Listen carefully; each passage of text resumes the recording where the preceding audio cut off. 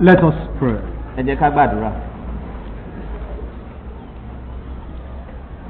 Father, our hearts rejoice because of what Jesus did for us. Bàbá wa ọkàn wa yọ̀ nítorí ohun tí Jésù ṣe fún wa. On the cross of Calvary, He paid the whole price. Ní orí àgbélébù ni ó san gbogbo gbèsè wa. And because He did, we can have the peace and the joy of God in our hearts today. Nítorí pé ó ṣe bẹ́ẹ̀ a sì lè ní àlàáfíà àti ayọ̀ Ọlọ́run lọ́kàn wa lónìí. We're asking that you give every one of us the faith to hold on to Jesus Christ. À ń béèrè pé kí ẹ fún gbogbo wa ní ìgbàgbọ́ láti rọ̀ mọ́ Jésù Kristi. That, Lord, all that He did on the cross of Calvary will be ours in Jesus' name. Àti pé ohun gbogbo tó ṣe ní lórí àgbélébù yóò di tiwa ní orúkọ Jésù. Bless us this day. Bùkún wa lọ́jọ́ òní. Speak your word of comfort to us. Ẹ sọ̀rọ̀ ìtùnú yín fún wa. Lead us into the perfect will of God. Ẹ tọ́ wa sínú ìfẹ́ pípé Ọlọ́run. Show us the light by the word. Ẹ fi ìmọ́lẹ̀ hàn wá nípa ọ̀rọ̀ yín. In Jesus' name we pray. Ní orúkọ Jésù ni a gbàdúrà. It has been a wonderful time together as we have gone from verse to verse, passage to passage, studying what the Bible has for us on Christian marriage and the family. Ó jẹ́ àkókò àgbàyanu láti ìgbà tí a ti wà papọ̀ tí à ń lọ láti ojú ewé dé ewé láti orí kan dé òmíràn àti láti ẹsẹ̀ ìwé mímọ́ kan dé òmíràn tí à ń kẹ́kọ̀ọ́ nípa ìgbéyàwó àti ẹbí. We've seen God's own provision in marriage and we have seen our own participation in that marriage. A ti rí ìpèsè Ọlọ́run nínú ìgbéyàwó àti lílọ́wọ́ nínú rẹ̀ tiwa nínú ìgbéyàwó náà. And as I bring the series on marriage to a conclusion today, I'm talking on staying together. Bí mo ṣe mú àwọn àwọn ẹ̀kọ́ lórí ìgbéyàwó wá sí ìparí lónìí, mo sọ̀rọ̀ lórí wíwà papọ̀. It's wonderful to be married. Ó jẹ́ ohun àgbàyanu láti ṣègbéyàwó. It's wonderful to stay together in love and joy and peace and harmony. Ṣùgbọ́n ó tún jẹ́ ohun àgbàyanu pẹ̀lú láti wà papọ̀ ní àlàáfíà, ní ìrẹ́pọ̀ àti ní ìdùnnú. The psalmist in Psalm 133 nínú orin Dáfídì orí kẹtàléní àádóje talks about them staying together. Ó sọ̀rọ̀ nípa wíwà papọ̀ yìí. You come together in holy matrimony with your husband or with your wife. You ought to think very seriously and plan very seriously. Because marriage is a life commitment. Ẹ ti wá papọ̀ gẹ́gẹ́ bí ọkọ àti aya ẹni láti jókòó kí ẹ sì jọ ronú kí ẹ jọ gbèrò rẹ̀ pọ̀ nítorí pé ìgbéyàwó ó jẹ́ nǹkan tí ó wà títí ayé ènìyàn. Make up your mind that once you are married you want to stay together in the marriage union until death do you part. Ẹ ó pinnu lọ́kàn yín pé níwọ̀n ìgbà tí ẹ ti wá papọ̀ nínú ìgbéyàwó wípé ó sì wá papọ̀ bẹ́ẹ̀ títí kú yóò fi yà yín nípa. That means to keep on loving as to keep on living. Èyí ni pé a ó máa tẹ̀síwájú láti máa fẹ́ràn bí ẹ ṣe wà láàyè. In Psalm 133 nínú orin Dáfídì orí kẹtàléní àádóje verse 1 láti ẹsẹ̀ ìkíní. Behold how good and how pleasant it is for brethren to dwell together in unity. Kíyèsí ó ti dára ó sì ti dùn tó fún àwọn ará láti máa jùmọ̀ gbé ní ìrẹ́pọ̀. It is like the precious ointment upon the head that ran down upon the beard, even Aaron's beard that went down to the skirt of his garment. Ó dàbí òróró ìkunra iyebíye lé orí tí ó ṣàn dé irùngbọ̀n àní irùngbọ̀n Árónì tí ó sì ṣàn sí etí aṣọ rẹ̀. As the dew of Hermon and as the dew that descended upon the mountains of Zion. For there the Lord commanded the blessing, even life forevermore. Bí ìrì Hémónì tí ó ṣàn sórí òkè Síónì, nítorí níbẹ̀ ni Olúwa gbé pàṣẹ ìbùkún àní ìyè láéláé. In this short psalm, nínú orin Dáfídì kúkúrú yìí, as I introduce to you this day the necessity of staying together after you are married, bí ó ṣe mú pàtàkì àti wà papọ̀ lẹ́yìn ìgbà tí ẹ bá ṣègbéyàwó hàn lónìí. I want you to see 10 descriptive words. Mo mú kí o rí àwọn ọ̀rọ̀ mẹ́wàá tí a ṣàlàyé. It's telling us that family oneness and family harmony is good. Ó ń sọ fún wa pé ìṣọ̀kan àti wíwà ní ìrẹ́pọ̀ ẹbí dára. Recognize that the best thing you can do for your family, the greatest thing you can do for your family is to maintain the unity, the harmony in that place. Behold how good it is to be united. Mọ̀ wípé ohun tí ó dára jùlọ, ohun tí ó sì ní elórí jùlọ tí o lè ṣe fún ẹbí rẹ̀ òun náà ni pé kí ẹ jọ wà papọ̀, kí ẹ jọ wà ní ìrẹ́pọ̀, kíyèsí ó sì ti dára tó. It is good in itself. It is good for ourselves as husband and wife. It is good for our children. It is good for the church. It is good for the nation when family stay together. Ó dára fúnra rẹ̀, ó dára fún àwa, ó dára fún àwa àti aya wa àti àwọn ọmọ wa, ó dára fún ìjọ gẹ́gẹ́ bí ìjọ Ọlọ́run láti máa wà papọ̀ ní ìrẹ́pọ̀. It also tells us it is pleasant. Ó sì sọ fún wa wípé ó dùn. Number one, it is good. Ìkíní ó dára. Then it gives us pleasure. It is pleasant. Ó tún fún wa ní ìdùnnú, ó dùn mọ́ni. You derive the greatest joy and pleasure and enjoyment when the family, when they are staying together. Ayọ̀ àti ìdùnnú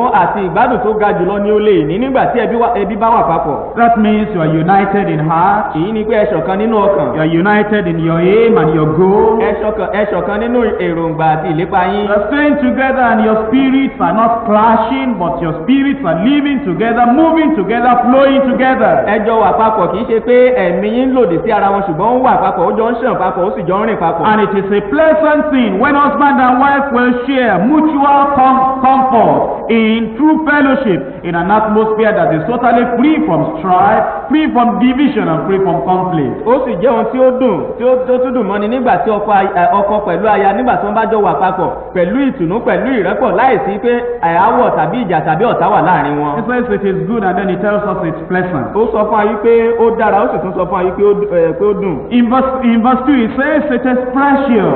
Ní ẹsẹ̀ ìkejì ó wí pé ó ṣe iyebíye. Looking for pearls of precious value, unity is one. Ó ń wá pẹ́ẹ́lì olówó iyebíye bí ìṣọ̀kan jẹ́ ọ̀kan. You're looking for a great thing that is so precious to you, so important to you, that you ought to keep as a precious treasure. Unity and harmony in the home is one. Ó ń wá nǹkan tí ó ṣe iyebíye tí ó sì níye lórí tí ó jojú ń gbèsè nínú ayé rẹ̀ àti nínú ìdílé rẹ̀, ìṣọ̀kan jẹ́ ọ̀kan nínú rẹ̀. Now the psalmist affirms that it is also holy. Olórin yìí ó tún sọ fún abákan náà yìí pé ó jẹ́ mímọ́. He says it is only because it's likening it, is making it to be similar to the precious ointment upon the head of Aaron. Nítorí pé ó jẹ́ mímọ́ òun náà ni ó ṣe fi wé òróró ìkunra tí ó wà ní orí Árónì. Only the high priest could be anointed with that type of oil. Àwọn olórí àlùfáà nìkan ni a lè fi irú òróró yìí yàn. To God and to Israel and to the priests and to the high priest and to the lawgiver Moses, it was a holy sacred thing. Sí àwọn ọmọ Ísírẹ́lì, sí àwọn àlùfáà, sí àwọn tí à ń fi àmì òróró yìí yàn, ó jẹ́ nǹkan tí ó ṣe iyebíye. It was never poured upon a stranger, that type of oil. A kì í da irú òróró ilé àlejò lórí. And it was never poured upon an ordinary man. A kì í sì í dà lé ènìyàn lásán lórí. Now the Bible is telling you that the type of unity and harmony we are talking about between husband and wife is holy, it is set apart, it is not poured upon a stranger, upon an ordinary relationship between you and anybody else. Ohun tí Bíbélì ń sọ fún ọ ni pé òróró ìkunra iyebíye eléyìí tó ń bẹ nínú ìgbéyàwó yìí,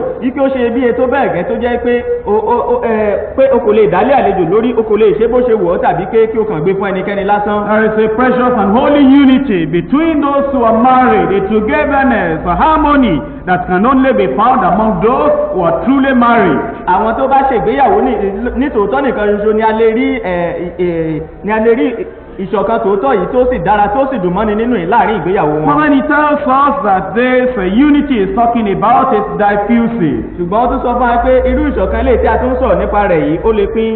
It says if you put it on the head of Aaron, it will flow down to the rest of the body. Èyí ni pé bí o bá dà sí orí Árónì yóò tún ṣàn sí àwọn ẹ̀yà ara rẹ̀. The type of unity we are talking about. Irú ìṣọ̀kan tí a sọ nípa rẹ̀. The lovely harmony and fellowship we are talking about. Irú ìfẹ́ àti ìṣọ̀kan tí a ń sọ nípa rẹ̀. Is the one that flows and affects the whole body of the whole family. Ó jẹ́ ilé tí ó ń ṣàn káàkiri gbogbo ara àti sínú ẹbí náà. The partners, the children and all beneath its influence are blessed and happy as this holy ointment of unity is flowing through to them. Àwọn ẹni tó jẹ́ ẹnìkejì àti àwọn ọmọ àti gbogbo àwọn nǹkan tí ó bá wà ní ìsàlẹ̀ rẹ̀ ni ó máa gbádùn ìbùkún rẹ̀ bí ó bá ṣe ń ṣàn sí. The children are happier because of the flow of this lovely unity and harmony in the family. Inú àwọn ọmọ yóò máa dùn nítorí ìrẹ́pọ̀ àti ìṣọ̀kan tó ń bẹ láàrin ẹbí. They are happier, they are better because of this unity flowing to all members in the family. Inú wọn dùn wọ́n sì sàn ju àwọn ẹlòmíràn nítorí ìṣọ̀kan tí ó ń ṣàn nínú ẹbí yìí. The psalmist tells us is talking about something that is special. Olórin yìí sọ fún wa wípé ó jẹ́ nǹkan tí ó jẹ́ àkànṣe. Now you think about it. Ìwọ ronú nípa rẹ̀. Something that is good.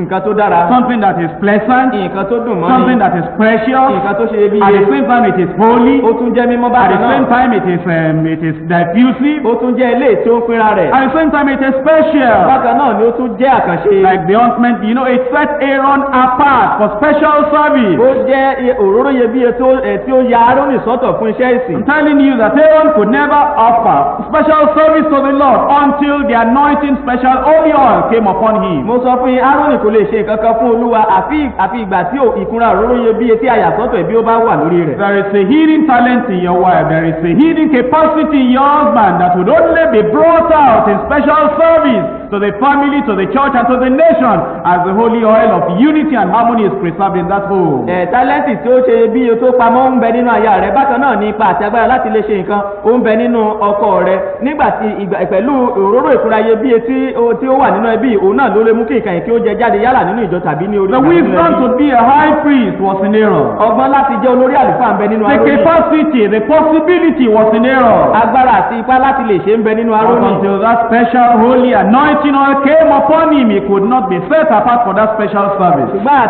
àfi ìgbà tí òróró ìkunra iyebíye tí a yà sọ́tọ̀ tí ó wá sórí rẹ̀, ìgbà náà ni àtúnyà sọ́tọ̀ fún iṣẹ́. Telling you that your husband is a masterpiece from the hand of God. mo fẹ́ sọ fún ọ wípé ọkọ rẹ̀ ó jẹ́ àkànṣe lọ́wọ́ Ọlọ́run. Your wife is a masterpiece as the handiwork of God. aya rẹ̀ ó jẹ́ iṣẹ́ àkànṣe lọ́wọ́ Ọlọ́run. But you know, when that unity, that harmony, that fellowship, that love comes upon her or upon him as the holy anointing oil came upon Aaron, it will set you apart as a family for special service. ṣùgbọ́n nígbà tí ìfẹ́ yìí, nígbà tí ìṣọ̀kan yìí, nígbà tí ìrẹ́pọ̀ tó bá bà lé orí aya tàbí ọkọ rẹ̀, nígbà náà gẹ́gẹ́ bí òróró ìkunra tí a fi sórí Árónì, nígbà náà ni yóò lè yà yín sọ́tọ̀ fún iṣẹ́ ìsìn. It tells us that this unity is flowing like the oil. ó sọ fún wa wípé ìrẹ́pọ̀ ó máa ń ṣàn gẹ́gẹ́ bí òróró. It is not stagnant.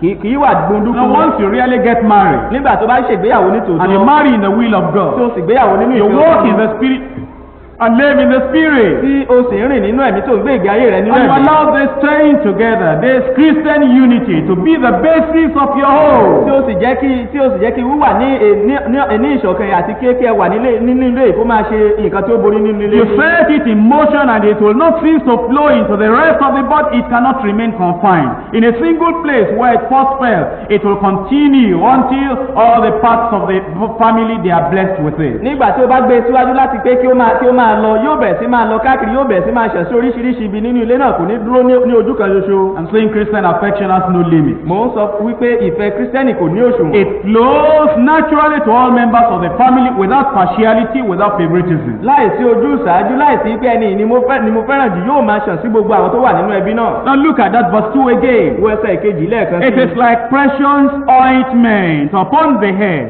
ó dàbí òróró ìkunra iyebíye lé that orí. ran down upon the beard, even Aaron's beard, that went down to the skirts of his garment, tí ó ṣàn dé irùngbọ̀n ní irùngbọ̀n Árónì, tí ó sì ṣàn sí etí aṣọ rẹ̀. as the dew of Hermon and as the dew that descended. bí ìrì Hémónì tí ó ṣàn sórí òkè Síónì. So the psalmist says the unity I'm talking about, the harmony I'm talking about, the staying together I'm talking about has a descending influence and effect upon the family. nítorí náà olórin ó ń sọ wípé ìṣọ̀kan tí mò ń sọ nípa rẹ̀, ìrẹ́pọ̀ tí mò ń sọ nípa rẹ̀, wíwàpọ̀ tí mò ń sọ nípa rẹ̀, ó jẹ́ eléyìí tí ó ní ipá tí ó lè ṣe nǹkan nínú ẹbí. It's a type of affectionate unity that descends from the strong to the weak members of the family. ó jẹ́ irú ìfẹ́ ìṣọ̀kan eléyìí tí ó máa ń wá láti orí ẹni tó bá lágbára sínú àwọn tí ó kò lágbára nínú ẹbí náà. And you know, as it descends, it's keep the same quality. The oil is the same quality as it's flowing from the head right to the skirts of the garment. bákan náà ni ó rí nígbà tí tó bá ti ń ṣàn láti orí wá sí àwọn ẹ̀yà ara àti It sí aṣọ. descends to the lowliest in the family, to the least lovable in the family. ó máa ń ṣàn sí ara ẹni tó rẹlẹ̀ jùlọ àti ẹni tí a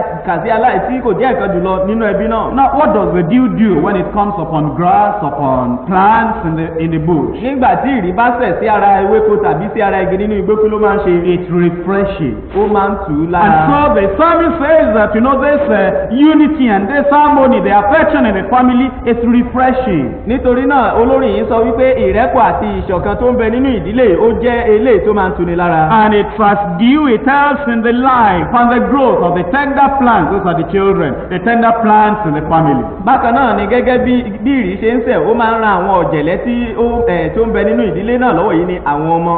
Number 10, ẹ̀kẹwàá, it says that's where the blessing is commanded. ó wípé níbẹ̀ ni a gbé pàṣẹ ìbùkún. Blessing is promised. a ṣe ìlérí ìbùkún. But blessing becomes commanded when there is unity and harmony and love and affection in the home. ṣùgbọ́n nígbà tí ìṣọ̀kan àti ìfẹ́ àti ìrẹ́pọ̀ bá ń bẹ nínú ilé, ìgbà náà ni a tó pàṣẹ ìbùkún síbẹ̀. Where love reigns, God reigns. Níbi tí ìfẹ́ ti ń jọba, Ọlọ́run ń jọba. Where hatred is absent, Satan is absent. Níbi tí ìkórìíra kò sí, èṣù kò sí níbẹ̀. Where division and strife are gone out of the door, Satan has followed out of the door. Níbi tí ìyapa àti ìjà tí ó ti kọjá jáde láti ẹnu ọ̀nà, èṣù ti gbabẹ̀ jáde náà. Where there is unity, where there is love, where there is affection, God is there. God is reigning there. Níbi tí ìrẹ́pọ̀ àti ìṣọ̀kan bá ń bẹ àti ìfẹ́, Ọlọ́run máa ń jọba níbẹ̀. God gives special blessings to united, loving families. Ọlọ́run sì máa ń fi àkànṣe ìbùkún fún àwọn ẹbí tó bá ṣọ̀kan tí wọ́n sì fẹ́ràn ara wọn. Because we are told in Psalm 133 verse 3, the last part of verse 3, for there the Lord commanded the blessing, even life forevermore. Nítorí Ọlọ́run sọ níbẹ̀ nínú ẹsẹ̀ kẹta orí kẹtàléní àádóje orin Dáfídì pé nítorí níbẹ̀ ni Olúwa gbé pàṣẹ ìbùkún àní ìyè láéláé. And so that is why we want to really examine the unity that ought to be in the family, which we call staying together. Nítorí náà èrèdí rẹ̀ ní tí a fi fẹ́ ṣe àyẹ̀wò ìṣọ̀kan ẹbí tí a pè ní wíwà papọ̀. We're putting this message under two sections. À ń fi iṣẹ́ ìránṣẹ́ à ń pín sí ipa méjì. The divine presentation and the human realization. Fífi fúnni láti ọ̀run wá àti mímọ̀ ènìyàn. You see, the intention of God for marriage is that we stay together. Èròǹgbà Ọlọ́run fún ìgbéyàwó náà ni pé kí a wà papọ̀. Is that we live together. Kí a jọ máa gbé pọ̀. Love together. Kí a fẹ́ràn ara wa. Pray together. Kí a jọ máa gbé pọ̀. Do everything together. Kí a máa ṣe gbogbo papọ̀. In fact, the Bible says in plain clear language, we just become one flesh. Bíbélì tilẹ̀ sọ gbangba wípé a ó di ara kan. And under the divine presentation for marriage, I'm going to talk of God's plan, Christ preaching, and the Spirit's picture. Láàárín ìfifúnni ìgbéyàwó láti òkè wá ń ó sọ̀rọ̀ nípa bí Kristi ṣe fúnni àti ìwà níbẹ̀ mímọ́. The plan of God, ètò Ọlọ́run, the preaching of Christ, ìwàásù Kristi, and the picture of the Spirit. àti àwòrán ẹ̀mí mímọ́. That was the plan of God. Kí ni ètò Ọlọ́run? In our marriage, nínú ìgbéyàwó wa. it's in Genesis chapter 2. Ó wà nínú ìwé Genesis orí kejì. Reading there from verse 22. Láti ẹsẹ̀ ìkejìlélógún níbẹ̀. Genesis chapter 2. Genesis orí kejì. Verse 22. Ẹsẹ̀ ìkejìlélógún. And the rib which the Lord God had taken from man made he a woman and brought her unto the man. Olúwa Ọlọ́run sì fi egungun ìhà tí ó mú ní ìhà ọkùnrin náà mọ́ obìnrin, ó sì mú un tọ̀ ọkùnrin náà wá. And in verse 23, and Adam said, This is now bone of my bones and flesh of my flesh. She shall be called woman, because she was taken out of man. Ẹsẹ̀ kẹtàlélógún Ádámù sì wí pé èyí yìí lé egungun nínú egungun mi àti ẹran ara nínú ẹran ara mi, obìnrin lè a ó máa pè nítorí tí a mú un jáde láti ara ọkùnrin wá. Verse 24. Ẹsẹ̀ kẹrìnlélógún. Therefore shall a man leave his father and mother, and shall cleave unto his wife, and they shall be one flesh. Nítorí náà ni ọkùnrin yóò ṣe máa fi bàbá òun ìyá rẹ̀ sílẹ̀, yóò sì fi ara mọ́ aya rẹ̀, wọn a sì di ara kan. Therefore shall a man leave his father and his mother. Nítorí náà ni ọkùnrin yóò ṣe máa fi bàbá òun ìyá rẹ̀ sílẹ̀. And shall cleave unto his wife. Yóò sì fi ara mọ́ aya Be rẹ̀. joined unto his wife. Yóò dàpọ̀ mọ́ aya rẹ̀. Stay with his wife. Yóò wà pẹ̀lú aya rẹ̀. Live with his wife. Yóò máa bá aya rẹ̀ Be gbé. united with his Yóò wife. ṣọ̀kan pẹ̀lú aya rẹ̀.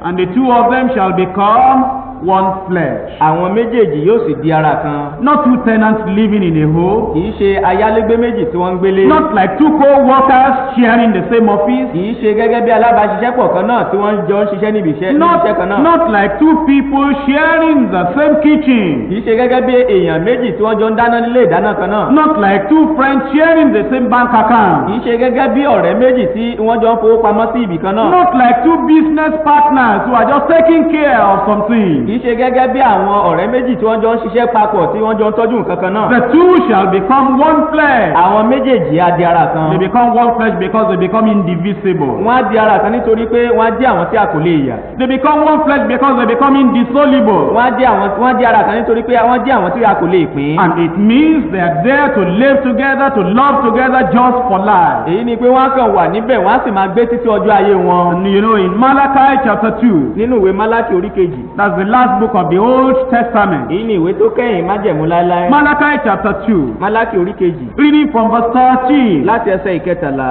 And this have ye done again, covering the altar of the Lord with tears, with weeping, and with crying out, in so much that he regarded not the offering anymore, or receiveth it with goodwill at your hand. èyí lé ẹ̀yin sì tún ṣe, ẹ̀yin fi omijé àti ẹkún àti igbe bo pẹpẹ Olúwa mọ́lẹ̀, tó bẹ́ẹ̀ tí òun kò fi ka ọrẹ yín sí mọ́, tàbí kí ó fi inú dídùn gba nǹkan lọ́wọ́ yín. You know, the Bible tells Israel has left the good thing, the enemy shall pursue him. Bíbélì sọ nípa Ísírẹ́lì wípé Ísírẹ́lì ti gbé ohun rere sọnù, ọ̀tá yóò lépa rẹ̀. The good thing is the unity in the marriage. Ohun rere náà ni ìṣọ̀kan nínú ìgbéyàwó. The pleasant thing is the living together, staying together. Ohun tí ó mú dọ́dùn mọ́ni nínú náà ni wíwà papọ̀, jíjọ máa gbé pọ̀. The Bible says it is good, it is pleasant, it is precious, it is holy. Bíbélì wípé ó dára, ó ṣe iyebíye, ó sì jẹ́ mímọ́. It tells us it is diffusive. Ó sọ fún wa wípé ó jẹ́ eléyìí tí ó lè máa pín ara It rẹ̀. is special and it is flowing. Ó jẹ́ àkànṣe, ó sì máa ń ṣàn. It is refreshing and living to the people that are so joined together. Ó tuni lára, ó sì dára fún àwọn tí ó bá jọ ń gbé pọ̀. And it is there that the Lord has commanded blessing. Níbẹ̀ ni Olúwa sì gbé pàṣẹ But you see, the children of Israel, they left this good thing. ṣùgbọ́n àwọn ọmọ Ísírẹ́lì wọ́n fi ohun rere yìí sílẹ̀. They were seeking God with prayer, Wọ́n sì ń wá ọjọ́ Ọlọ́run pẹ̀lú àdúrà. tears and weeping and strong crying. Pẹ̀lú omijé àti ẹkún àti igbe. And God says, I will not answer your prayer, I will not hear you. Ọlọ́run sì wípé kò ní gbọ́ tí yín, kò ní dáhùn àdúrà Verse yín. 14, yet ye say, wherefore, what have we done? Ẹsẹ̀ kẹrìnlá, ṣùgbọ́n ẹ̀yin wípé nítorí kíni. Because the Lord has been witness between thee and the wife of thy youth, against whom thou hast dealt treacherously, yet is she thy companion, the wife of the covenant. Nítorí Olúwa ti ṣe ẹlẹ́rìí láàrin ìwọ àti láàrin aya ìwé rẹ, ẹni tí ìwọ ti ń hùwà ẹ̀tàn sí, bẹ́ẹ̀ lé ẹgbẹ́ rẹ lé òun ṣàìṣe àti aya májẹ̀mú rẹ. You know, they are dealt treacherously. Wọ́n hùwà ẹ̀tàn. Some of these men had left their wives. Àwọn mìíràn nínú àwọn ọkùnrin wọ̀nyí ti fi aya wọn sílẹ̀. And you know, they were just praying and say, oh God, you know, I'm free now, can you choose another person for me? Wọ́n kàn wá ń gbàdúrà nísinsìnyí, Ọlọ́run mọ̀ pé mo ti wà lómìnira nísinsìnyí, ṣé o lè yan ẹlòmíràn fún mi? And God said, I have been witness between you and your wife. Ọlọ́run sì wípé mo ti jẹ́ ẹlẹ́rìí láàrin ìwọ àti aya rẹ. Already you have dealt treacherously against her, ill-treated her. Ó ti hùwà ẹ̀tàn sí ìyàwó, hùwà sí bí kò ṣe yẹ. You have become divided. Ẹ ti pínyà. And you have become separated. Ẹ sì ti yára yín nípa. And you have become divorced. Ẹ sì ti kọ ara yín sílẹ̀. Yet in my sight is she thy companion and the wife of thy covenant. Síbẹ̀ lójú mi ẹgbẹ́ rẹ lé òun ṣàìṣe àti aya májẹ̀mú rẹ. That is, I have not agreed with the separation. Èyí ni pé n kò gbà pẹ̀lú ìpínyà náà. You can never bring God into agreement with separation, or with divorce, or with division, or with conflict in the family. O kò lè mú kí Ọlọ́run kó lóhùn nínú ìpínyà tàbí ìjà tàbí aáwọ̀ tó wà nínú ẹbí. In verse 15, nínú ẹsẹ̀ kẹẹ̀ẹ́dógún. did he not make one?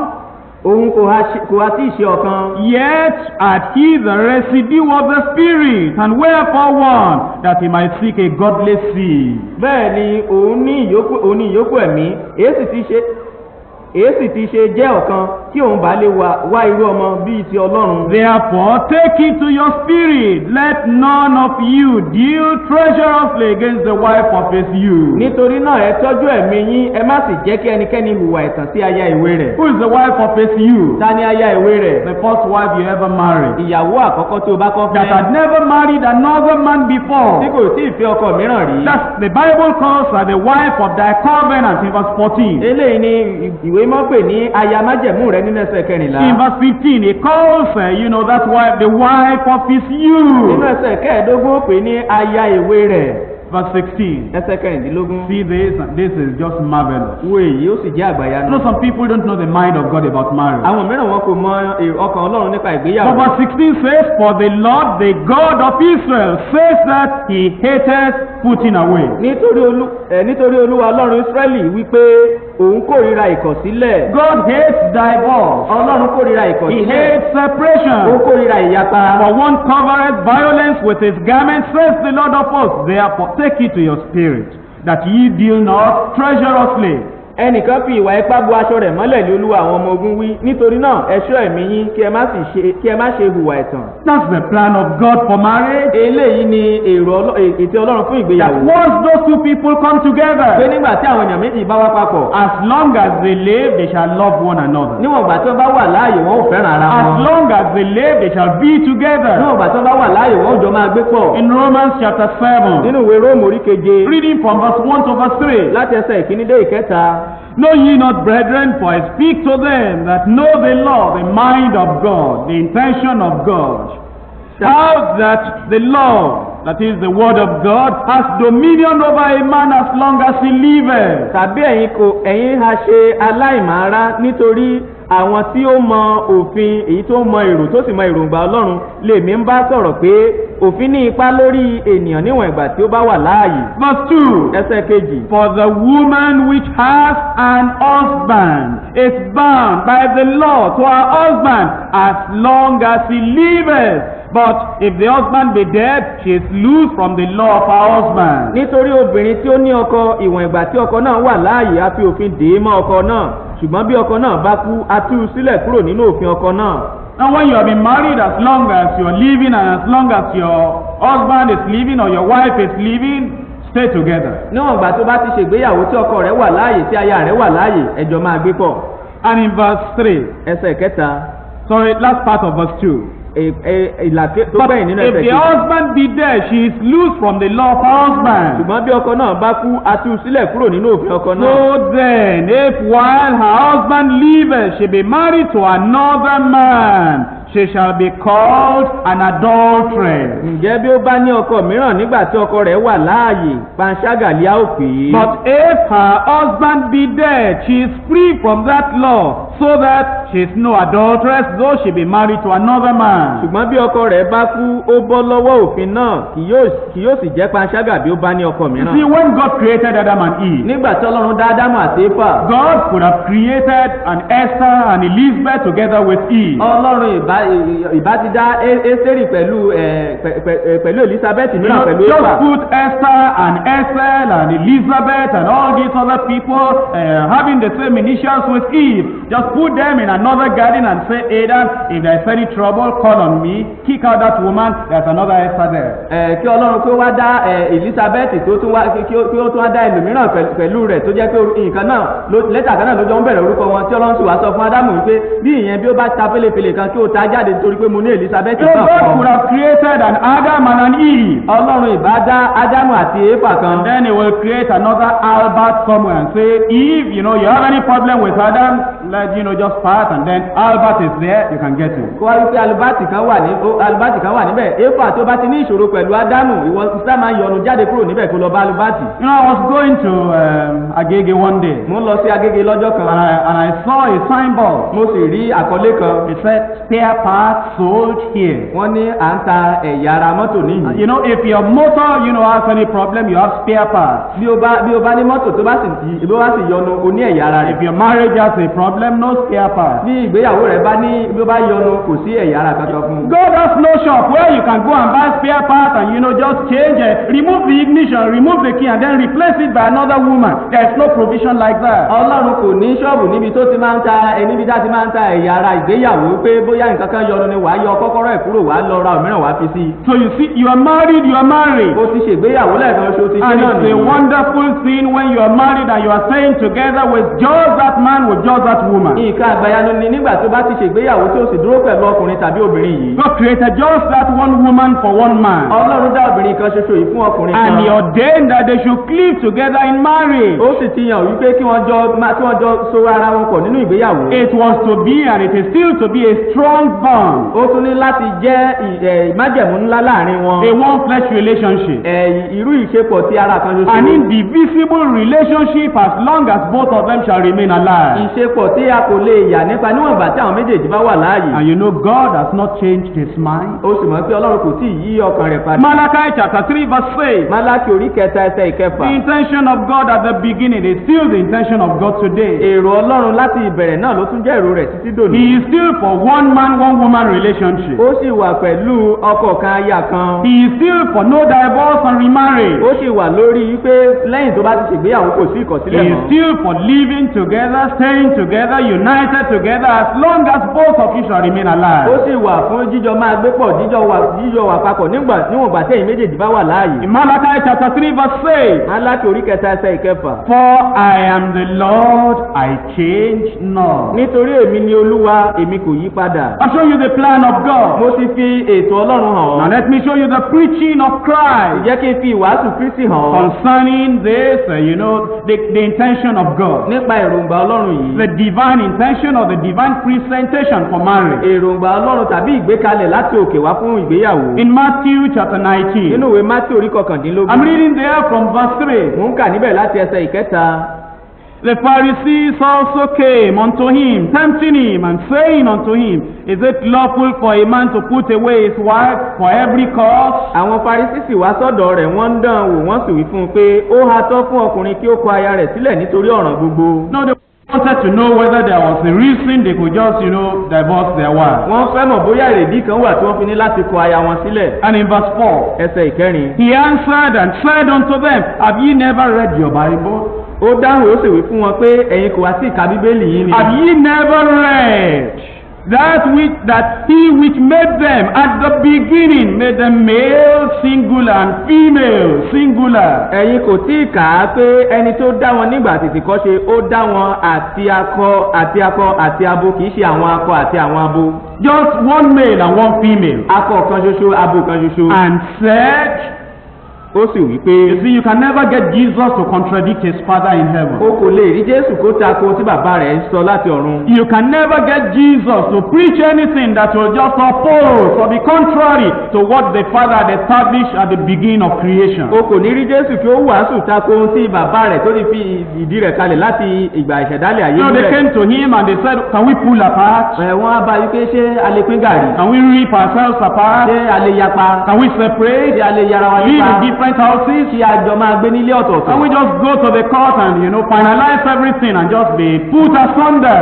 ṣé a lè lọ sí kóòtù kí a sì yanjú rẹ̀ kí wọ́n ní kí olúkúlùkù wa máa bá tirẹ̀ lọ. Have you not heard what my father said about it? ní ẹkùn àti ìgbọ́n tí bàbá mi sọ nípa Have rẹ̀. you not read what was written in the word of God concerning that matter? ẹkùn àti ìkan tí a kọ sílẹ̀ sínú ọ̀rọ̀ Ọlọ́run nípa ọ̀ràn yìí. That my father who created them at the beginning created them male and female? wípé bàbá mi tó dá wọn láti àtètèkọ́ṣe ó dá wọn akọ kan àti abo Said, kan. For this cause, for this reason shall a man leave father and mother, and shall cleave to his wife, and they twain, only two, shall be one flesh. ó sì wípé nítorí èyí lé ọkùnrin yóò ṣe fi bàbá àti ìyá rẹ̀ sílẹ̀ yóò fà má aya rẹ̀ àwọn méjèèjì á sì di ara kan. Wherefore they are no more twain, but one flesh. nítorí náà wọn kì í ṣe méjì mọ́ bí kò ṣe ara kan. What therefore God has joined together, let not man put asunder. nítorí náà ohun tí Ọlọ́run bá so ṣọ̀kan kí ènìyàn kí ó má ṣe yà wọ́n. Reading in 1 Corinthians chapter 7. mò ń kà nínú Kọ́ríńtì kìíní orí keje. And I'm reading there in verses 10 and 11. mò ń ka ẹsẹ̀ ìkẹwàá àti ìkọkànlá níbẹ̀.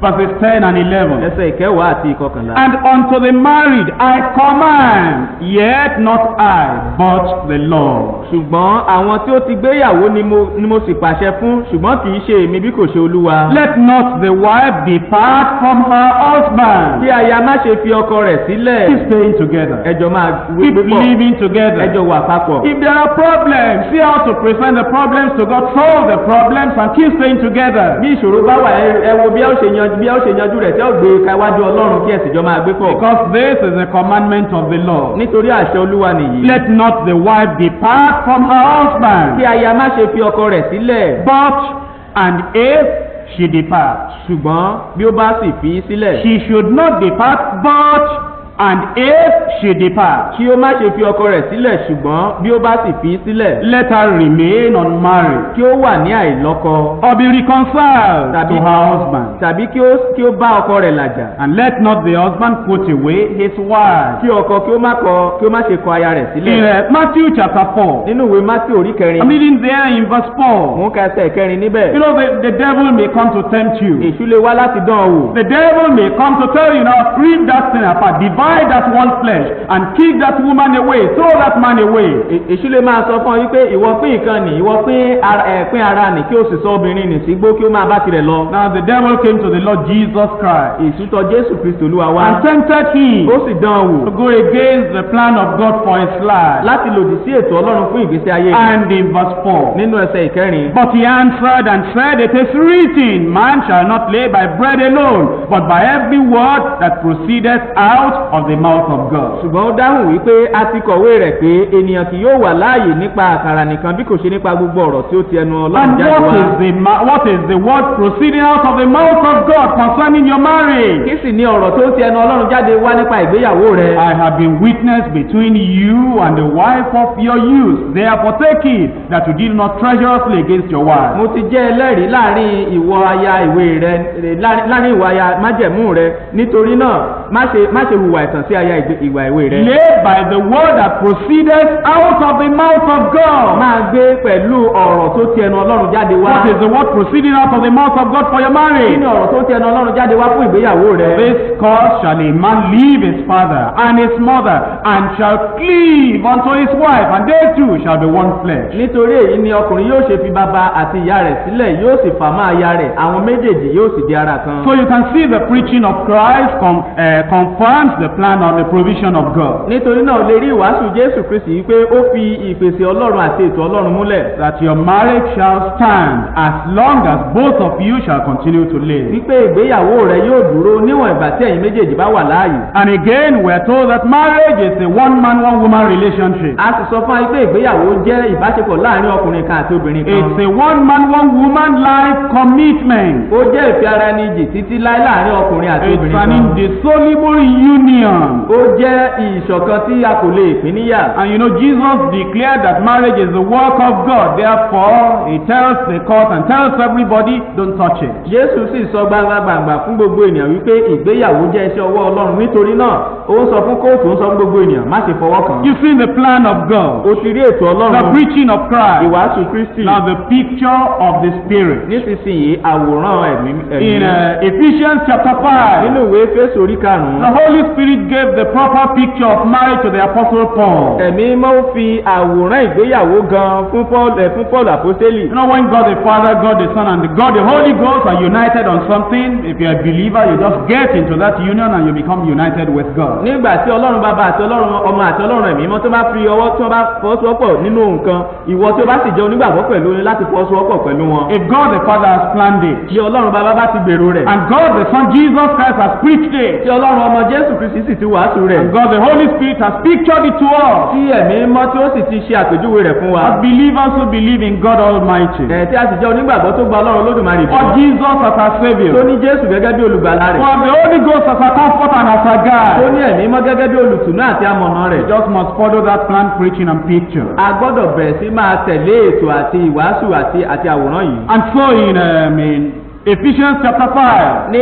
Éfésù orí karùn-ún, I'm reading there from verse 25. mò ń kà níbẹ̀ láti ẹsẹ̀ kẹẹ̀ẹ́dọ́gbọ̀n. Husbands, love your wives, even as Christ also loved the church and gave himself for it, Ẹ̀yin ọkọ ẹ fẹ́ràn àwọn aya yín gẹ́gẹ́ bí Kristi sì ti fẹ́ràn ìjọ tí ó sì fi ara rẹ̀ fún un. that he might sanctify and cleanse it with the washing of water by the Kí word, òun kí ó lè sọ ọ́ di mímọ́ lẹ́yìn tí a ti fi ọ̀rọ̀ wẹ̀ ẹ́ mọ́ nínú agbada omi. that he might present it to himself a glorious church, not having spot or wrinkle or any such thing, but that it should be holy and without blemish. Kí òun kí ó lè mú un wá sọ́dọ̀ ara rẹ̀ bí ìjọ tí ó lé ògo lé àìní àbàwọ́n tàbí àlébù kan tàbí irú nǹkan báwọn ni, ṣùgbọ́n kí ó lè jẹ́ mímọ́ àti aláìní àbùkù. So ought men to love their wives as their own bodies. He that loveth his wife loveth himself. Bẹ́ẹ̀ ni ó tọ́ kí àwọn ọkùnrin kí ó máa fẹ́ràn àwọn aya wọn gẹ́gẹ́ bí àwọn tìkára wọn. For no man ever yet hated his own flesh, but nourishes and cherishes it, even as the Lord the church. church. nítorí kò sí ẹni tí ó tí ìkórìíra ara rẹ̀ bí kò ṣe pé kí ó máa bọ kí ó sì máa ṣìkẹ́ rẹ̀ gẹ́gẹ́ bí Kristi ti ń ṣe sí ìjọ. For we are members of his body, of his flesh, and of his bones. nítorí pé àwa lé ẹ̀yà ara rẹ̀ àti ti ẹran ara rẹ̀ àti ti egungun ara You rẹ̀. remember what Adam said? ó rántí ohun tí Ádámù This ní. now is bone of my bone, flesh of my flesh. èyí yìí ni egungun nínú egungun mi ẹran ara nínú ẹran ara And mi. it says the church are members of the body of ó Christ. sì wí pé ìjọ jẹ́ ẹ̀yà ara Kristi. You cannot divide Christ and the ó church. kò sì lè pín ìjọ àti Kristi In the níyà. same way, the husband and the wife, they are one flesh, and you cannot divide the husband and the wife. lọ́nà kan náà ọkọ àti aya wọn jẹ́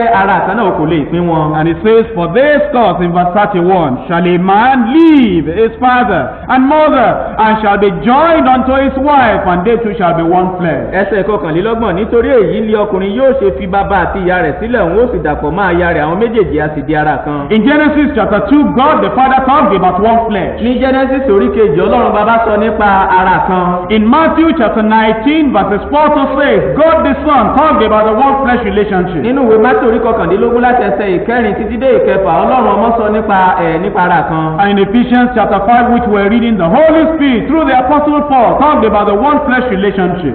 ní Éfésù orí karùn-ún níbi tí à ń ka ìbákan náà ẹ̀mí mọ́ nípasẹ̀ Pọ́ọ̀lù àpọ́sítélì ń sọ̀rọ̀ nípa ìbáṣepọ̀ ara kan. Verse 32, it says, this is a great mystery. ẹsẹ̀ kejìlélọ́gbọ̀n wípé àṣírí ńlá ni èyí. But I also speak concerning Christ and the church. ṣùgbọ́n èmi ń sọ nípa ti Kristi àti ti ìjọ. Nevertheless, let every one of you in particular so love his wife even as himself. ṣùgbọ́n kí olúkúlùkù yín kí ó fẹ́ràn aya rẹ̀ gẹ́gẹ́ bí òun tìkára rẹ̀. Even as himself. gẹ́gẹ́ bí òun tìkára rẹ̀. Even as himself. gẹ́gẹ́ bí òun tìkára Do rẹ̀. you forsake yourself when you are sick? ǹjẹ́ nígbà tó bá ń ṣàìsàn yín kọ ara yín sílẹ̀? No, you love yourself when you are sick. rárá, nígbà tí ìwọ gan bá ń ṣàìsàn wàá tún fẹ́ràn ara rẹ̀. And therefore, if you love yourself when you are sick, love your wife when she is sick. nítorí náà nígbà tí ìwọ bá ń ṣàìsàn tó sì fẹ́ràn ara rẹ̀, fẹ́ràn aya rẹ̀ nígbà tó bá ń ṣàìsàn. So even when you have a mental problem, nígbà tó bá tilẹ̀ ní àrùn ọpọlọ do pàápàá. you forsake tí yourself? òun kọ ara rẹ̀ sí. Oh no, nothing like that at all. rárá, kò sí nǹkan tó In jọ the bẹ́ẹ̀. same way, whatever problem your husband or your wife may have, do not forsake him, do not forsake her. lọ́nà kan náà ìṣòro kíṣòro tí aya tàbí ọkọ rẹ̀ ìbáàní má ṣe kọ̀ ọ́ sílẹ̀. And the wife see that she reverence her husband. bí aya kí ó sì bẹ̀rù ọkọ rẹ̀. That's the picture the Holy Spirit has given to us. eléyìí ni àpèjúwe tí ẹ̀mí mọ́ ti fi fún wa. How do we make it work? báwo ni a ti ń mú kí ó ṣiṣẹ́? How do we realize it? What God has presented unto us? báwo ni a ṣe ń mọ nǹkan tí Ọlọ́run fi fún wa yìí? Here we are. àwa nìyí. You see, in Galatians chapter 5, nínú ìwé Gálátíà orí karùn-ún. the Bible is very, very clear. bíbélì yé kedere. Do you know what destroys marriage? ǹjẹ́ ẹ mọ ohun tí ó ń ba ìgbéyàwó Do you know jẹ́? what removes the pleasant sin, the good sin, the holy sin, the happy union between husband and wife? ǹjẹ́ ẹ mọ tó mú nǹkan mímọ́, nǹkan tó dára, nǹkan tí ó sì ṣe rere tí ó ṣọ̀kan nínú ìgbéyàwó láàrin ọkọ àti aya kúrò? You don't have to go too far. o kò ní láti lọ jìnnà. In Galatians chapter 5 verse 19, nínú ìwé Gálátíà orí karùn-ún ẹsẹ̀ these are the kọkàndínlógún. things that bring problems upon us in our marriage. àwọn kan tó mú wàhálà bá wa nínú ìgbéyàwó wa. Now the works of the flesh are manifest, which are these: ǹjẹ́ àwọn iṣẹ́ ti ara farahàn tí í ṣe ìwọ̀nyí? adultery. panṣágà, That's an enemy of marriage. ọ̀tá ìgbéyàwó nìyí. Once adultery comes in, ní kété tí panṣágà bá wọlé, a stable marriage becomes unstable. ìgbéyàwó tí ó dúró ṣinṣin ni yóò wá Security in the marriage turns into insecurity. ààbò nínú ìgbéyàwó náà yóò wá di aláìlábò. Love is turning to self and hatred. ìfẹ́ yóò yí padà sí ìkórìíra. And there is division and conflict and strife. ìjà àti ìyapa yóò sì wà. And then fornication, àgbèrè, uncleanness, ìwà èérí, lasciviousness, wọ̀bìà, idolatry, ìbọ̀rìṣà, witchcraft, oṣó, hatred, ìríra, variance, ìjà, emulation, ìlara, wrath, ìbínú, strife, asọ̀, sedition, ìṣọ̀tẹ̀, heresy, àdámọ̀, envy, àrankàn, murder, ìpànìyàn, drunkenness, ìmọtípara, revelling, ìrédè òru and such like. àti irú wọn ni. They disturb marriage. wọ́n máa ń yọ ìgbéyàwó lẹ́nu. But then they do not only disturb marriage, they disturb us from getting to the kingdom of God. ṣùgbọ́n kì í ṣe pé wọ́n yọ ìgbéyàwó lẹ́nu nìkan, wọ́n yọ wá lẹ́nu kí a má déjọba ọ̀run. You lose your peace, you lose your joy when you get into these things. nígbà tó bá wọnú àwọn nǹkan wọ̀nyí, wàá pàdánù ayọ̀ àti You àlàáfíà lose rẹ. your security and your rest of mind. wàá pàdánù ààbò àti ìbàlẹ̀ ọkàn rẹ. You lose your wàá health. pàdánù You ìlera lose rẹ. your manhood when you get into into these things we are talking about. wàá pàdánù ọkùnrin tí o jẹ́ nígbà tí o bá wọ náà wọn kan wọ̀nyí tí a ń sọ. When you get into adultery and fornication, you even lose your self-esteem and self-respect. nígbà tí o bá tilẹ̀ wọnú panṣágà àti àgbèrè tí a sọ yìí wàá pàdánù ìfẹ́ tí o ní àti àwọn You lose the self-confidence you have in you. àti ìgbẹ́kẹ̀lé tí o ní nínú ara rẹ̀ wàá pàdánù rẹ̀. Then you lose, the rest of mind, everything you've got. bákan náà ni gbogbo àwọn nǹkan tí o ní nínú ọkàn rẹ ni wàá pàdánù. And you lose the peace of God. wàá sì pàdánù àlàáfíà The ọlọ́run. salvation of your soul. ìgbàlà ọkàn The rẹ. kingdom of God. ìjọba ọlọ́run. And of course, you also lose your marriage. wàá tilẹ̀ tún pàdánù ìgbéyàwó rẹ. You may still be staying together, but are you enjoying it? ẹ tún lè jọ máa gbé papọ̀ ṣùgbọ́n ǹjẹ́ o tún gbádùn rẹ̀. What keeps a marriage together? kí ni ó pa ìgbéyàwó wa mọ́? You don't have to go too far. o kò ní láti lọ jìnnà. And if you just stay in this chapter, your marriage will be together. bí o bá sì dúró ní orí ìkan náà wàá rí i pé ìgbéyàwó rẹ. You're married with your husband and with your o ti wife. ṣègbéyàwó pẹ̀lú ọkọ tàbí aya You're rẹ. already a believer right o now. sì jẹ́ onígbàgbọ́ And I nísinsìnyí. say, what can I o do? sì wí pé kí ni mo lè I want that ṣe. happy union and that perfection and that harmony within us. What can I mo do? fẹ́ irú ìṣọ̀kan àti irú ìrẹ́pọ̀ tó dáa tó sì yẹ ṣe bí èyí láàrin wa kí ni mo lè ṣe. This is all you need to keep your marriage together. nǹkan tó nílò ní láti mú kí ìgbéyàwó rẹ wà papọ̀. Verse 22. ẹsẹ̀ For the kejìlélógún. fruit of the Spirit is love. ṣùgbọ́n èso ti ẹ̀mí ní ìfẹ́. You need more than that. ǹjẹ́ o nílò ju eléyìí. To keep your marriage together. láti mú kí ìgbéyàwó rẹ wà papọ̀. All you need. ohun gbogbo tó nílò. Love. ìfẹ́. When you love one another. nígbà tí a bá fẹ́ràn I'm ara talking yín. about sacrificial love. mo ń sọ̀rọ̀ nípa ìfẹ́ tó fara rẹ̀ rúbọ. I'm talking about love that is not selfish, that will think of the other fellow. You, the wife, will think of the husband. The husband will think of the mo wife. ń sọ̀rọ̀ nípa ìfẹ́ tí kò mọ tara rẹ̀ nìkan tí yóò máa rò nípa ti ẹlòmíràn. aya yóò máa ronú nípa ọkọ rẹ̀, ọkọ yóò sì máa ronú nípa aya I'm rẹ̀. talking about love that is mo ń sacrificial. sọ̀rọ̀ nípa ìfẹ́ tó fi ara rẹ̀ Love that rúbọ. denies self. ìfẹ́ tó sí ara rẹ̀. Love that is unselfish. ìfẹ́ tí kò mọ tara rẹ̀ I'm nìkan. talking about a love that is mo kind. ń sọ̀rọ̀ nípa ìfẹ́ tó I'm ṣe talking rere. about a type of love that is tender. mo ń sọ̀rọ̀ nípa ìfẹ́ tí inú rẹ̀ tẹ́. In Ephesians chapter 4, nínú ìwé Éfésù orí verse kẹrin 32, ẹsẹ̀ ìkejìléní this ọgbọ̀n. is the love that keeps your marriage together. eléyìí ni ìfẹ́ tó ń pa ìgbéyàwó rẹ mọ́. Be ye kind one to another. ẹ máa ṣoore fún ọmọnìkejì The yín. husband will be kind to the wife, and the wife will be kind to the husband. ọkọ yóò máa ṣoore fún aya rẹ̀, aya pẹ̀lú yóò máa ṣoore fún ọkọ rẹ̀. Tender hearted. ẹ ní ìyọ́nú. And out of tender heart, tender words will come out. láti inú ọkàn tó yọ ọ̀rọ̀ tó yọ ni yóò máa jáde níbẹ̀. Forgiving one another. ẹ máa dáríjì ara That's the yín. love you are talking about in marriage. eléyìí ni ìfẹ́ tí a ń sọ̀rọ̀ nípa rẹ̀ nínú ìgbéyàwó. How far do you forgive? báwo ni wàá ṣe dáríjì? Even as God, for Christ's sake, has forgiven you. gẹ́gẹ́ bí Ọlọ́run nínú Kristi ti dáríjì yín. How did God forgive you? báwo ni Ọlọ́run ṣe dáríjì ọ́? Did he forgive you only 9 sins out of 10 and say, then come back next year, I'll forgive the rest? ǹjẹ́ ó dárí ẹ̀ṣẹ̀ mẹ́sàn-án jì ọ́ láàrin mẹ́wàá kí ó sì wípé lọ́dún tó ń bọ̀ kí ó wá ó dárí ìkẹwàá jì ọ́? Your wife has offended you. aya rẹ̀ ti ṣẹ̀ ọ́. And okay, I'll be able to forgive you 2 of those 5 sins you have committed, but the rest 3, I think I'll have to wait till next year. kò burú màá dárí ẹ̀ṣẹ̀ méjì láàrin márùn-ún tí ó ṣẹ̀ yìí jì ọ́ nítorí náà mẹ́ta tó kù máa dúró di ọdún tó ń bọ̀. And while you are waiting to forgive her, you are punishing her. bí o sì ṣe ń dúró dè láti dáríjì oúnjẹ níyà. You turn her into a secondary school girl. wàá sọ ọ́ di ọmọ kọ́lẹ́jì. You even beat her, wàá tilẹ̀ lù ú. as if you are beating a secondary school girl. bí ẹni pé òun lu ọmọ kọ́lẹ́jì. And then you withdraw pocket money from her like we withdraw pocket money from secondary school children. wàá sì wá gba owó ìtọ́jú ara rẹ̀ lọ́wọ́ rẹ̀ gẹ́gẹ́ bí a ti ń gba owó ìtọ́jú ara lọ́wọ́ ọmọléèwé. We even tell her she may not be able to eat. We're just dealing with her as if she is a servant, a school girl, somebody that has no self-esteem, no self-respect. a ó tilẹ̀ sọ fún pé a ó gba oúnjẹ lẹ́nu rẹ̀ a ó wàá máa ṣe sí gẹ́gẹ́ bí ìgbà tí a bá wí pé a ń gba oúnjẹ lẹ́nu ọmọ iléèwé. Forgiving one another. kí a máa dáríjì ara wa. Even as God, for Christ's sake, has forgiven you. kí gẹ́gẹ́ bí Ọlọ́run nínú Kristi ti dáríjì yín. You say, my brother, I like to forgive, but I want to know the measure. ó ní arákùnrin mo fẹ́ dáríjì ṣùgbọ́n mo fẹ́ mọ ìwọ̀n tí mo dáríjì tó. That's a good question. eléyìí jẹ́ ìbéèrè tó dára.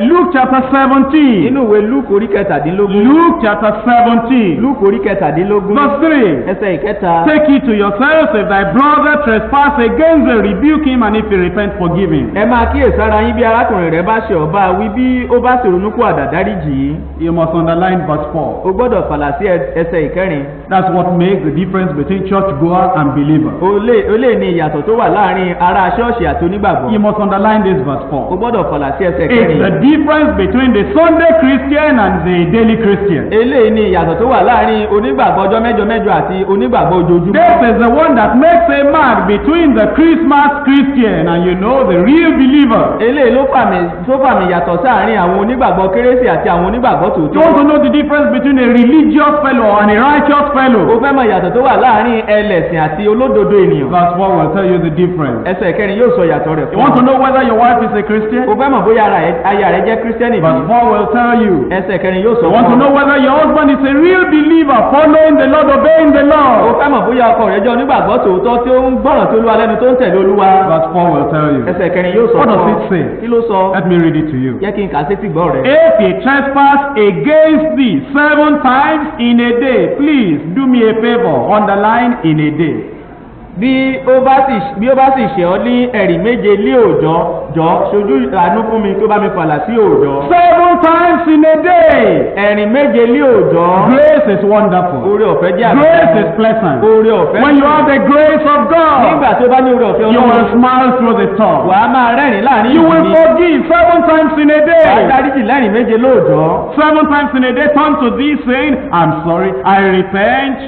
That's what you did in the morning. No, don't say that, just say, I forgive you, my wife. I forgive you, my husband. lẹ́rìn méje lé òòjọ́ tí ó sì padà tọ́ wá lẹ́rìn méje lé òòjọ́ pé mo ronú kú àdà má jẹ́ wípé mo rántí eléyìí tó ṣe láàárọ̀ rárá nǹkan tí wàá kàn ṣe ni pé mo dáríjì aya mi mo dáríjì ọkọ mi. You know what Peter said? o mọ tí Pétérù wí. You said that his name is not written there. How do you know Peter thought? o ní àwòkọ orúkọ rẹ̀ sílẹ̀ báwo ló ṣe mọ̀ pé Pétérù sọ̀rọ̀. Just write it down. sàkọ́ sílẹ̀. That Peter was among the people that talked after verse 4. Pétérù jẹ́ ara àwọn tó sọ̀rọ̀ lẹ́yìn ẹsẹ̀ ìkẹrin. When we get to heaven, I want you to do something. Go to Peter and say, bro, preach that you were one of the people that said this. nígbà tó bá dọ̀rùn ìwọ lọ bá Pétérù tó sọ pé bùrọ̀ sọ pé o jẹ́ ọ̀kan nínú àwọn tó sọ̀rọ̀ nígbà tí à ń sọ̀rọ̀ yìí. Peter was married. Pétérù ṣègbéyàwó. And Jesus said, when you are offended 7 times in a day, forgive. And Peter was among the people. The apostles said, unto the Lord, increase our faith.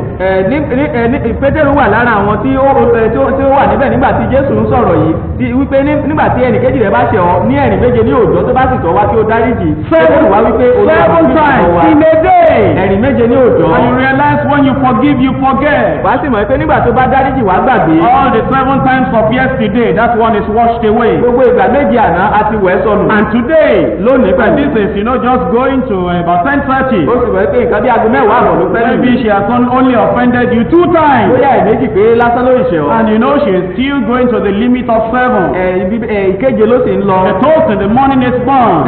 nǹkan tó ń sè láàárọ̀ jó. The water is not in the bathroom in time. omi kò tètè dé Your balùwẹ̀. clothes is not ironed. a kò lọ aṣọ rẹ. And the children are not well cared kò for. sì tọ́jú àwọn ọmọ dáadáa. And she is not doing what she ought to do for kò you. sì ṣe àwọn nǹkan tó yẹ kó ṣe fún ọ. How many times in a day? nígbà mélòó lóòjọ́. Just keep on forgiving. sáà máa dáríjì. In fact, Jesus, surprises these people. Jésù tilẹ̀ ya àwọn ènìyàn wọ̀nyí lẹ́nu. Matthew chapter 18. Mátí orí kejìdínlógún. Love is what will keep your marriage together. ìfẹ́ ni ohun tí yóò pa ìgbéyàwó rẹ mọ́. The love that will never criticize. ìfẹ́ tí kò ní bẹnu àtẹ́lu ni. In Matthew chapter 18, Mátí orí kejìdínlógún. verse 21. ẹsẹ̀ Here we kọkànlélógún. come. òun nìyí. Then came Peter to him and said, Lord, how oft shall my brother sin against me and I forgive him till 7 times? nígbà náà ni Pétérù tọ̀ wá wípé Olúwa nígbà mélòó lè arákùnrin mi yóò ṣẹ̀ mí tí èmi ó sì fi jì í títí di ìgbà méje. Oh yes, I remember you told us 7 times in a day. Is that the whole limit of everything? bẹ́ẹ̀ ni mo rántí ìgbà tó sọ fún wa pé lẹ́rìn méje lóòjọ́ ṣé ó tán nìyí. And Jesus said that was when I was talking about a day. Jésù ó sì dáhùn pé ìgbà tí mo ń sọ̀rọ̀ nípa òòjọ́ nìyí. Jesus says unto him, I say not unto thee until 7 times, but until 70 times 7. Wonderful God. Jésù wí fún un pé èmi kò wí fún ọ pé títí di ìgbà méje bí kò ṣe títí di ìgbà àádọ́rin méje Ọlọ́run ìyanu. If everybody obey that sentence, there will be no more divorce. bí gbogbo ènìyàn bá gbọ́ràn sí gbólóhùn yìí lẹ́nu kò ní sí ìkọ̀sílẹ̀ mọ́. 70 times 7. ìgbà àádọ́rin méje.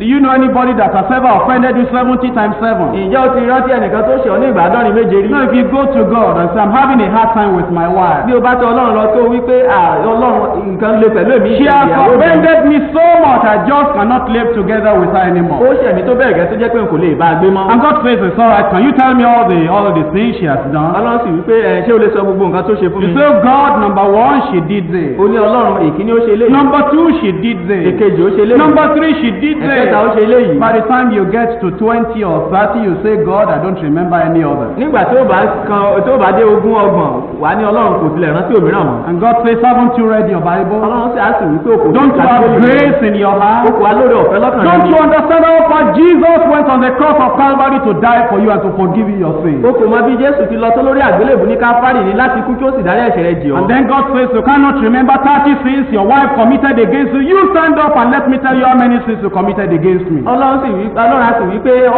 ẹ̀ṣẹ̀ tí ìyàwó rẹ̀ ṣẹ̀ kò tó ọgbọ̀n kò sì lè rántí rẹ̀ mọ́ ìwọ dúró jẹ́ kí n sọ àwọn You know God remembers everything. ó mọ̀ pé ọlọ́run rántí And gbogbo God begins to number them. ọlọ́run á sì bẹ̀rẹ̀ sí kà wọ́n And ní it goes to kọ̀ọ̀kan. 100 and to 200 and to 300 and to 1,000. You say, God, me? He says, yes, I forgive you all that. yóò sì máa lọ ọgọ́rùn-ún igba ọ̀ọ́dúnrún ẹgbẹ̀rún wà wípé ọlọ́run èmi nìkan ṣo bẹ́ẹ̀ ni mo dárí gbogbo èyí nìyí. You know in verse 23. ó sì mọ̀ nínú ẹsẹ̀ kẹtàlélógún. Therefore the kingdom of heaven is likened unto a certain king which would take account of his servants. nítorí náà ni ìjọba ọ̀run idà bíi ọba kan tí ń fẹ́ gba ìṣirò lọ́wọ́ àwọn ọmọ ọ̀dọ́ When he rẹ̀. had begun to reckon, one was brought unto him that owed him 10,000 talents. nígbà tí ó bẹ̀rẹ̀ sí gba ìṣirò amú ọ̀kan tọ̀ ọ́ wá tí ó jẹ́ ní 1000 tálẹ́ǹtì. For as much as he had not to pay, his Lord commanded him to be sold, and his wife, and his children, and all that he had, and payment to be made. ǹjẹ́ bí kò sí ní ohun tí yóò fi san olúwa rẹ̀ pàṣẹ pé kí a tà á àti obìnrin rẹ̀ àti àwọn ọmọ rẹ̀ àti gbogbo ohun tí ó ní kí a sì san gbèsè náà. The servant fell therefore down and worshipped him, saying, Lord, have patience with me, I will pay thee all. nítorí náà lé ọmọ ọ̀dọ̀ náà wólẹ̀ ó tẹríba fún ó wípé olúwa mú sùúrù fún mi èmi ó sì san gbogbo rẹ̀ fún ọ. Then the Lord of that servant was moved with compassion and loosed him and forgave him the debt. olúwa ọmọ ọ̀dọ̀ náà sì ṣàánú fún ó tú sílẹ̀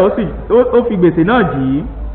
But the same servant went out, ṣùgbọ́n nígbà tí ọmọ ọ̀dọ̀ náà jáde lọ found one of his fellow ó servants, sì rí ọ̀kan nínú àwọn ọmọ ọ̀dọ̀ ẹgbẹ́ rẹ̀ which owed him 100 pence. tí ó jẹ́ ní 100 owó And he idẹ. laid hands on him, ó gbé ọwọ́ rẹ̀ lé took him by the throat, saying, Pay me that thou owest. ó fún un lé ọrùn ó wípé san gbèsè tí ìwọ jẹ mí. His fellow servant fell down at his feet and besought him, saying, Have patience with me, I will pay thee all. ọmọ ọ̀dọ̀ ẹgbẹ́ rẹ̀ kúnlẹ̀ lẹ́bàá ẹsẹ̀ rẹ̀ ó sì ń bẹ̀ wípé mú sùúrù fún mi èmi ó sì san gbogbo rẹ̀ fún ọ. If another person is kneeling down before you, àbí ẹlòmíràn bá ń kúnlẹ̀ níwájú rẹ̀. what do you want him to do again? kí ló tún fẹ́ kó Your ṣe? wife is saying, Oh, my husband, I'm sorry. What do you want her to do ìyàwó again? rẹ̀ wípé rárá ọkọ mi dáríjì mi kí ló tún fẹ́ kó ṣe? Weeping and praying and pleading with you, have mercy upon me. ó sọ fún bẹ̀bẹ̀ ó sì wípé jọ̀ọ́ ṣàánú fún mi. What do you want her to do kí again? ló tún fẹ́ kó ṣe? For this man, the Bible says he would not, but went and cast him into prison till he should pay the debt. ṣùgbọ́n bẹ́ẹ̀lì wípé ọkùnrin òun kò sì fẹ́ ó lọ ó gbé e sọ sínú túbú títí yóò fi san gbèsè náà. So when his fellow servants saw what was done, they were very sorry, and they came and told unto their Lord all that was done. nígbà tí àwọn ìránṣẹ́ ẹgbẹ́ rẹ̀ rí èyí tí a ṣe àánú ṣe wọ́n gidigidi wọ́n sì sọ gbogbo ohun tí a ṣe fún olúwa wọn. Then his Lord, after he had called him, said unto him, O thou wicked servant, I forgave thee all that debt, because thou desirest me. Shouldest not thou also have had compassion on thy fellow servant, even as I had pity on thee? nígbà tí olúwa rẹ̀ pè tán ó wí fún un pé ìwọ ìránṣẹ́ búburú yìí mo fi gbogbo gbèsè nì jì ọ́ nítorí tí ìwọ bẹ̀ mí ìwọ kì í sì ṣàánú ìránṣẹ́ ẹgbẹ́ rẹ̀ gẹ́gẹ́ bí mo ti ṣàánú fún ọ. And his Lord was wroth. olúwa rẹ̀ sì bínú. Isn't God annoyed and angry and wrathful when you refuse to forgive your wife? ṣé inú kì í bí ọlọ́run nígbà tí o bá kọ̀ láti dáríjì aya rẹ̀? Isn't God sad and unhappy when you keep that single sin against your wife, against your husband for 1 day, for 1 month, for 1 year, for 10 years? ǹjẹ́ inú ọlọ́run kì í bàjẹ́ nítorí pé o pa nǹkan ẹ̀ṣẹ̀ kan ṣo tí aya rẹ̀ tí ọkọ rẹ̀ ṣẹ̀ nìmọ́ nínú fún ọjọ́ kan ọ̀sẹ̀ kan oṣù kan ọdún kan fún ọdún mẹ́wàá? He delivered him to the tormentor till he should pay all that was due unto him. ó fi fún àwọn onítúbú títí yóò fi san gbogbo gbèsè tí ó jẹ́. I mean, if God will call you back and say, since you are not willing to forgive your wife or forgive your husband, you come and pay me what you owe me. ẹbí ọlọ́run yóò bá tọ̀ wá tó wípé ẹ̀ṣẹ̀ tí ọkọ rẹ̀ ti ṣẹ̀ tí aya rẹ̀ ti ṣẹ̀ tó kò bá lè dáríjì ẹ wá san gbogbo ẹ̀ṣẹ̀ tó ti san. How will you pay God? báwo ni wàá ṣe san gbogbo ẹ̀ṣẹ̀? Only Jesus can pay your debt. Jésù nìkan ló lè san gbèsè rẹ̀. It is so great, it is so deep, it is so high, it is so eternal that only Jesus can pay. ó ga ó jinlẹ̀ ó sì tóbi ó gbòòrò ó sì jẹ́ ayérayé tó bẹ́ẹ̀ gẹ́ tó jẹ́ pé Jésù nìkan ló lè san. And if God has forgiven you, forgive your wife. bí ọlọ́run bá ti dáríjì ọ́ dáríjì aya rẹ̀. Forgive your husband. dáríjì ọkọ rẹ̀. After all, what have they done? kí ni wọ́n ti ṣe? You remember Joseph? ó rántí Joseph. His brethren took him. àwọn ẹ̀gbọ́n rẹ̀ mú. But here comes the dreamer, let us kill him. wọ́n ní alálàá náà nìyẹn jẹ́ ká sà. When he came, they removed his clothes. nígbà tó dé wọ́n bọ́ And láàrin. they made a goat, and they killed that goat and began to eat. wọ́n sì pa ẹran kan wọ́n bẹ̀rẹ̀ sí ń jẹ. They put the clothes in the blood. wọ́n fi ẹ̀jẹ̀ rẹ̀ sí wọ́n fi And then ẹ̀jẹ̀ rẹ̀ sára eventually aṣọ they rẹ̀. sold him to wọ́n Egypt. wá tà á sí Íjíbítì. You know what he suffered? ọmọ tó He jìyà. went to the house of ó Potiphar. lọ sílé The Pọ́tífárì. wife of Potiphar told a lie against him. ìyàwó Pọ́tífárì parọ́ mọ́. From there he went to the prison. láti bẹ̀ ló lọ sínú túbú. That man suffered. ọkùnrin yìí jìyà. And eventually he came out of the prison. lópin rẹ̀ ó jáde nínú túbú. The Lord made him to come out. Olúwa jẹ́ kó jáde. And his own brethren that sold him, they were looking for food. àwọn ẹ̀gbọ́n rẹ̀ tí wọ́n tà wọ́n sì ń wá oúnjẹ. They came to Egypt and he recognized them. wọ́n wá sí Íjíbítì ó mọ̀ wọ́n. What did he do? kí ló ṣe? He forgave them. ó dáríjì. He gave them food. ó fún wọn He lóúnjẹ. put their money back. ó fún wọn ó fi owó wọn padà And made an báńkì. arrangement for them to come again. ó sì ṣètò fún wọn láti They tún came padà wá. again. wọ́n tún padà wá. And he told them with tears and with kisses. And he said, I am your brother whom you ó sold. wá sọ fún wọn pẹ̀lú omijé àti ìbánikẹ́dùn wípé èmi ni àbúrò yìí tí ẹ tà. But he had been separated from the family 17 years or 13 years. ó ti yapa kúrò lọ́dọ̀ ẹbí rẹ̀ fún odidi ọdún mẹ́tàlá. Yet he forgave. síbẹ̀ ó dáríjì. You remember David? ó rántí Dáfídì. David was the person that helped Saul. Dáfídì lẹni tó ran Sọ́ọ̀lù They play lọ́wọ́ on the instrument. láti máa lo ohun And the èlò evil orin. spirit will depart ẹ̀mí èṣù yóò sì fi from sílẹ̀ Saul. kúrò Then he lára went to the Sọ́ọ̀lù. battle and then he defeated ó Goliath. tún lọ sí ojú ogun ó tún ṣẹ́gun Gòláyátì. And the women began to sing. àwọn obìnrin wá bẹ̀rẹ̀ sí ń Saul sọ̀rọ̀. became unhappy inú Sọ́ọ̀lù wá and bàjẹ́. he was chasing that boy wọ́n wá about. bẹ̀rẹ̀ sí ń lé When he ọ̀dọ́mọkùnrin was kiri. playing the harp with his hand, nígbà tó ń ta hápù Saul pẹ̀lú threw ọwọ́ a rẹ̀. javelin wanting to kill him. Sọ́ọ̀lù sọ ọ̀kọ̀ lù ú ló And fẹ́ he pa was á. a man that became just a run away, running about in the ó wilderness. wá di ìsáǹsá káàkiri inú aginjù. He saw Saul when he was sleeping. ó rí Sọ́ọ̀lù nígbà tó ń sùn. Joab said, let me strike him only once. Jóábù wípé jẹ́ kí n pa á lẹ́ẹ̀kan. Your enemy will ọ̀tá die. rẹ̀ yóò kú. No, he is not my enemy, he is the anointed of God. rárá ọ̀tá mi kọ́ ẹni àná. I will not touch the anointed of God.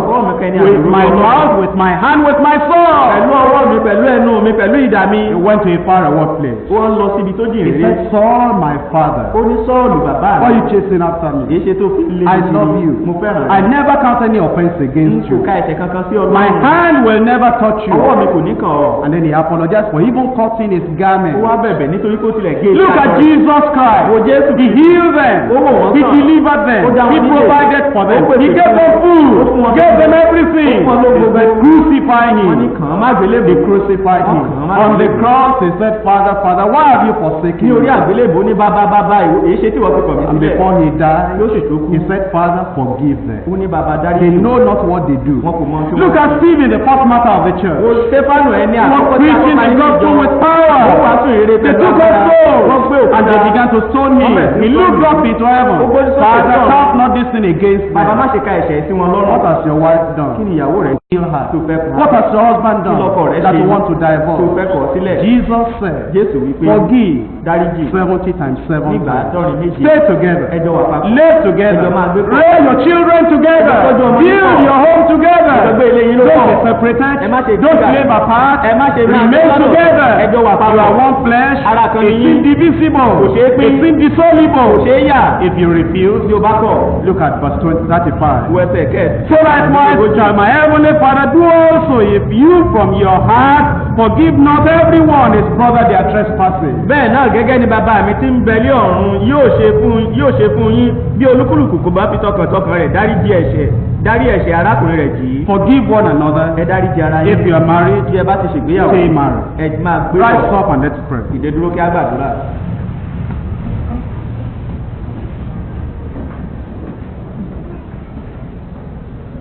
Unity in the family is wonderful. ìṣọ̀kan nínú ẹbí tí àbàyà So precious. ó ṣe So iyebíye holy and ó special. jẹ́ mímọ́ àti àkànṣe. It's flowing and descending. ó ṣàn ó sì ń The grace of God will give you the power, the ability, the energy to be able to live with your wife and husband to forgive one another. orí ọ̀fẹ́ Ọlọ́run yóò fọ́ ní okun ipá àti agbára láti máa gbé pẹ̀lú ọkọ tàbí aya rẹ̀ If kẹ́sì you máa are dáríjì ara yín. separated, come back together bí again. ẹ bá ti yapa ẹ tún jọ wá papọ̀. If you are living apart, come back together bí ẹ again. bá ń gbé lọ́tọ̀ọ̀tọ̀ ẹ tún jọ wá papọ̀. That's the plan of God, that's the will of God. eléyìí ni ètò Ọlọ́run ìfẹ́ Ọlọ́run sí. Search for one another. ẹ wá ara yín. Forgive one another. And begin to live together ẹ sì again jọ máa gbé pọ̀ until death shall do you part. títí ikú yóò fi yà yín nípa.